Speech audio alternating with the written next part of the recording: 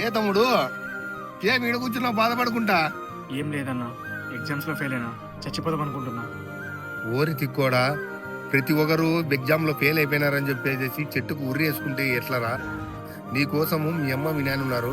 Exam ఈ సంవత్సరం పోతే మళ్ళా సంవత్సరం రాసుకోవచ్చు, ఒకవేళ మళ్ళా సంవత్సరం పోతే ఇంకో సంవత్సరం రాసుకోవచ్చు. నీ కోసం ఒక ఫ్యామిలీ ఉంటుంది, మీ అమ్మ మీ నాయన ఉంటుంది.